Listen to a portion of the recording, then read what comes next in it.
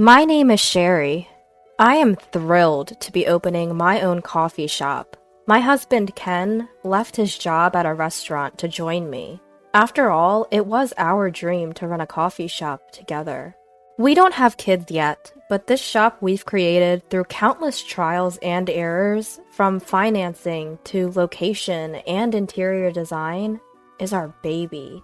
So we are eagerly awaiting for our grand opening, our baby's debut. One day, while we were buzzing around with preparations, we had a visitor to our place, right above the shop. It was Ken's mom, my mother-in-law. She's a laid-back person, accepting of our venture. I admire her calm character and kindness so much. I hope to be such a mother-in-law when I have my own daughter-in-law. It's still a few days early for our grand opening celebration, but she arrived with an enormous load of luggage. Surprised, Ken and I asked what happened. Then she said, "I've been kicked out of Joe's house." Just as she said, she'd been kicked out of the apartment she shared with my brother-in-law and had nowhere else to stay. I knew this would be a busy time for you guys, but... She looked apologetic. Her nonchalant attitude only made it harder for me. But Ken and I, we were both furious, not at her, but at my brother-in-law. Ken immediately called him. "Joe, Mom showed up alone at our place, saying she's been kicked out. What's going on?" Joe, remorseful yet firm, told us, "We just can't live together. My wife and I are also swamped, starting a new business, and we don't have time to take care of Mom, who's becoming forgetful. Could you guys take care of her for a while? Once we're settled, we'll come to get her." Though it served his interests, we couldn't trust his words. Joe had reluctantly cared for our mother-in-law just because he was the older brother. Joe's wife wasn't very caring either. They must be having a blast after kicking her out.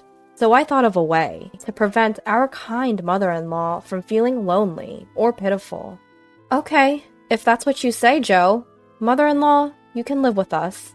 There was no other choice. Their father had already passed away, and there were only 2 brothers, so there was no one else to take care for her. I feel a bit imposed upon, but my mother-in-law is family to me too. I can't just not take care of her, especially since she's so kind and I love her dearly.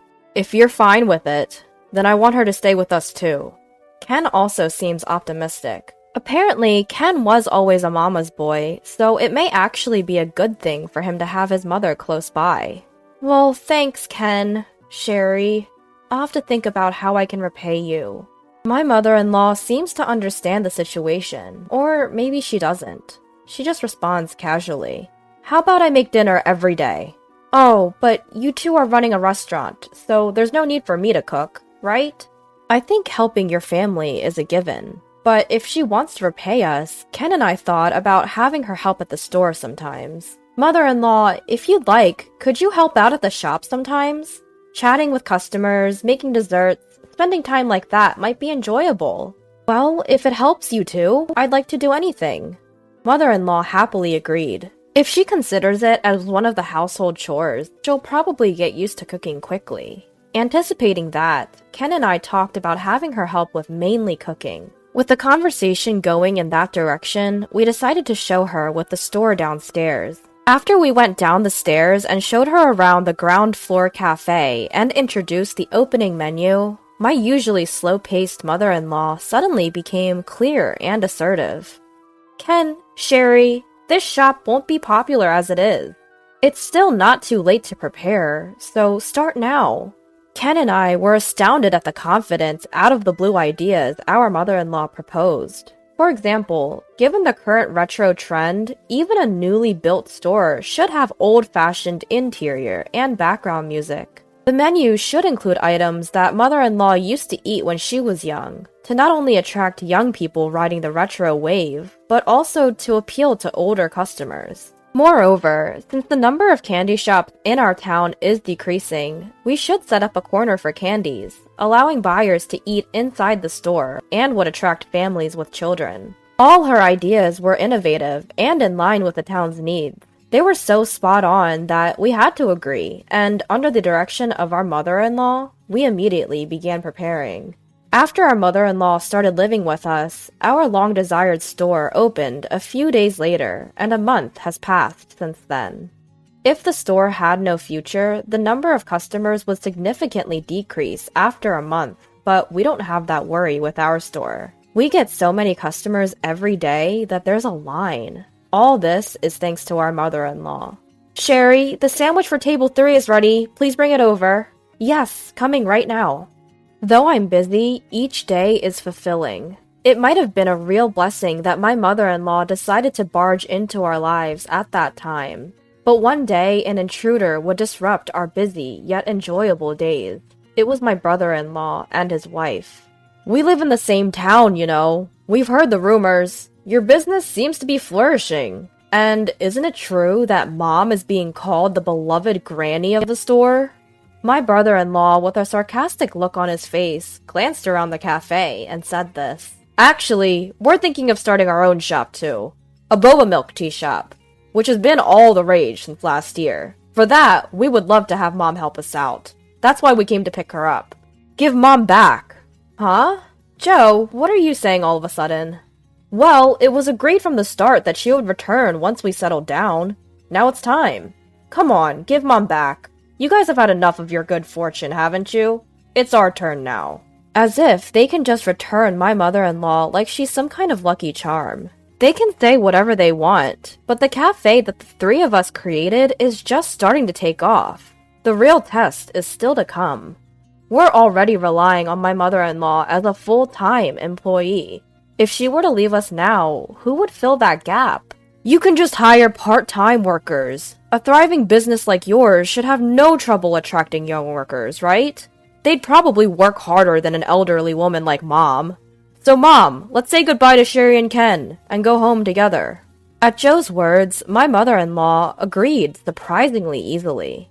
Both my husband and I were thrown off. Mom, you don't have to listen to Joe. You can stay where you want. Ken, I really think it's okay to go back to Joe's place. I'm sorry for interfering, Sherry, but it was fun working with you two. Come and visit us at home sometime. Without giving the impression like she was being taken away by force, my mother-in-law went back home with Joe and his wife. There was no time to feel wronged or bitter, but with the absence of my mother-in-law, who was like oil in our machinery, both the cafe and our home felt a bit emptier. That much was certain. Days where we forgot about time due to our busyness passed, and before we knew it, about half a year had passed. The cafe is still bustling as usual today. The advice from my mother-in-law, whom we haven't heard from since that day, has undoubtedly contributed to our success. I wonder if she's doing okay. I thought about calling her out of concern, but seeing Ken, who obviously felt abandoned by his mother, acting sulky, I couldn't bring myself to make contact. Welcome! The atmosphere at home isn't great, but the store opens today as always, and we have customers coming in. And on that day, it was not a customer who opened the door of the shop, but my mother-in-law, her usual serene expression on her face. Sherry, Ken, I've missed you. Mom, what brings you here all of a sudden? Mother-in-law, we were worried about you. You never reached out. Have you been okay? In response to our barrage of questions, my mother-in-law simply smiled and repeated what she had said once before. I was kicked out of Joe's house. They asked me to help at the shop, and I did. But it seems the business has been floundering. They told me I was a nuisance, so I left, and I was hoping to work with you guys again. It seemed that yet again my mother-in-law had been driven out for a reason you wouldn't think to do to your own mother. Ken and I began to plot our revenge on Joe, but it turned out there was no need. Joe showed up on his own, looking utterly worn out. Mom, why do you keep disappearing without a word? Both me and her are struggling without you. Joe's wife, also known as Her, wasn't present today. It seems she was overseeing the shop. Joe, don't make it sound like it's my fault. You guys said you wanted to cut labor costs. So I, being your family, decided to leave first. I then understood what she meant by being kicked out. If they wanted to cut labor costs, they'd first dismiss the ones who could easily be let go. Or my mother-in-law, who was at an age where she technically didn't need to work. That was not about you, Mom, but the part-timers, the students. We never said a word about you. Moreover, I don't want to be in your shop anymore. I don't want to jump into a sinking ship. If they asked me to finance a failing shop using my savings and pension, it'd be unbearable. Don't be like that. Come back to the shop and give us advice like you did to Ken. Didn't you say that even an old woman like you could give advice on managing the shop, and that Ken and his team were very kind? We also want advice from you. It's not a big deal. No way. I helped Ken and his team because they wanted to create a coffee shop like the one I worked at when I was young. A place where the local people can relax. You're only interested in your own profits and short-term gains. That's not true. I also opened a store to sell trending desserts for the revitalization of our community. Is that really so? Young people's trends change so quickly. You're not capable of adapting to such volatile changes because you're a business novice. Besides, even if it's trendy, young people are very observant of adults, and they'll naturally migrate to a better shop. Your shop might be novel and shiny, but the staff training isn't up to the mark. And customers don't seem comfortable there either. Just because you have experience working in a finance department and are good with numbers, it doesn't mean you can run a business well. It's pathetic. It's clear that the staff are blindly led too. With a sigh, my mother-in-law continued to speak with a sorrowful expression, as if lamenting her own son. In a small-town diner like this, you can't just mindlessly sell what's trendy among young folks. You failed to cater to customers' needs. You couldn't captivate their hearts. I wonder if you really aspire to be in the service industry. It saddens me. Especially since I used to be a waitress at a coffee shop. I just couldn't, and don't want to, work at your place. You should have said so from the very beginning. You were quick to intervene with Ken, but with me, you just went along with things. I couldn't intervene, Joe. Your shop is targeting young people from the start, and there's nothing I, an old lady, can make suggestions on. I don't fully understand young people's trends because of my age. I'm just an old woman who used to be a waitress. I can't live up to high expectations. Now please, stop making a scene in Ken's shop. You should go back to your place and deal with your finances. Joe, feeling belittled by his mother, finally blew up. Enough! Let's go home! If you say you only knew about coffee shops, I'll change my business and make it a coffee shop. You can give me advice like you did for Ken and make me a lot of money. Joe tried to grab his mother's arm and pull her away. Ken and I stepped in, restraining Joe. It wasn't just Ken. I had also lost patience.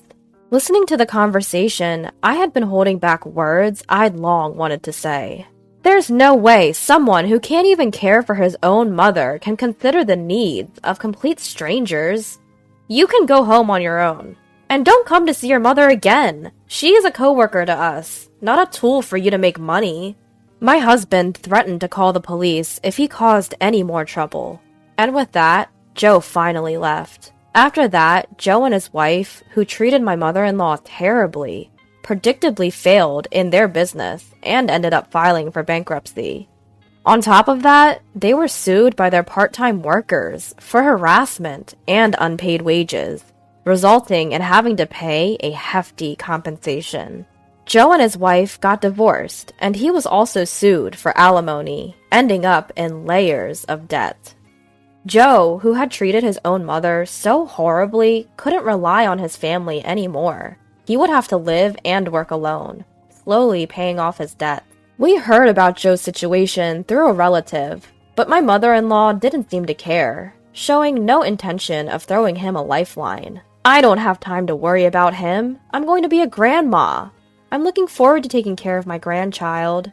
Indeed, neither mother-in-law nor Ken and I had the time to worry about Joe. Our shop was thriving more than ever since mother-in-law came back, and we were blessed with our long-awaited child. Sherry, don't stress out just because it's your own shop. Work at your own pace. All of us, and our regular customers too, are most excited to see your child's face. Thank you, mother-in-law.